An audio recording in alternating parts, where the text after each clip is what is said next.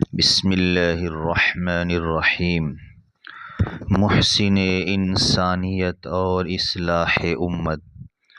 محسن سے مراد ہے احسان کرنے والا، اور انسانیت سے مراد وہ تمام لوگ ہیں جو حضرت آدم علیہ السلام کی اولاد ہے، یعنی اس دنیا میں آنے والا ہر شخص انسان۔ محسن انسانیت سے مراد ایسی کامل شخصیت ہے جس کا احسان مکمل انسانیت پر ہے۔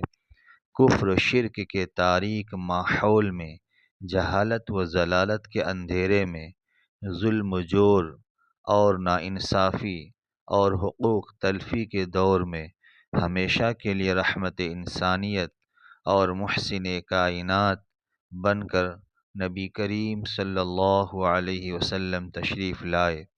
آمد مصطفیٰ سے دنیا کے تمام مظلوم طبقوں اور ستم رسیدہ انسانوں کو جینے کا قرینہ ملا، اور سب پر رحمت الہی برسنے لگی۔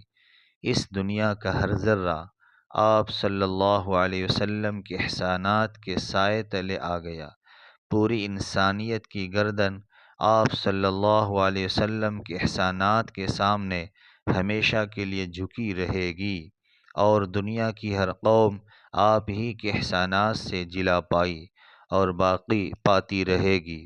یہ احسانات کا سلسلہ دنیا میں بھی ہے اور آخرت میں بھی رہے گا۔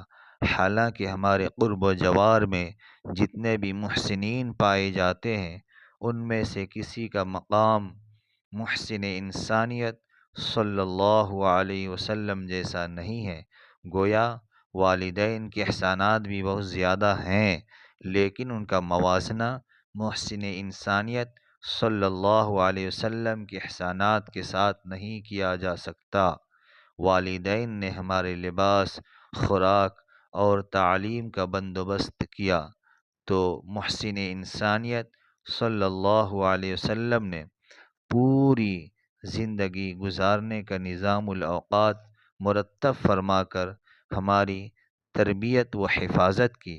آپ صلی اللہ علیہ وسلم نے ہمیں اندھیرے و اجالے کا فرق بتلایا، حلال اور حرام کی تمیز سمجھائی، شرک و توحید کی وضاحت فرمائی، مقصد زندگی سے آگاہ اور خبردار فرمایا، اور ہماری کامیابی کی صحیح سمت کو ہمارے لیے متعین فرما دیا ہے۔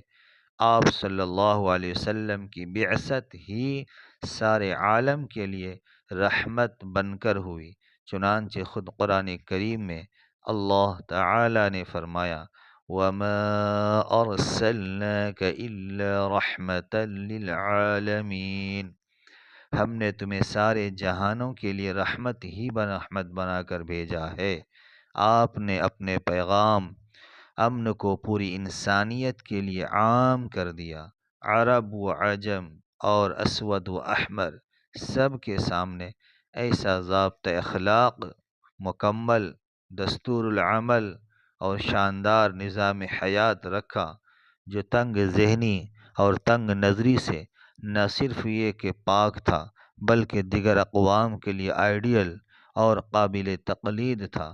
رسول اللہ صلی اللہ علیہ وسلم نے صرف صحیح راستے کی جانب رہنمائی نہیں کی، بلکہ اس پر چل کر دکھایا، اور خود ان تعلیمات کا عملی نمونہ پیش کر کے اب ایک ایسا عظیم انسانی انقلاب برپا کیا جس کا تصور اس قلیل عرصے میں محال اور معلوم ہوتا ہے۔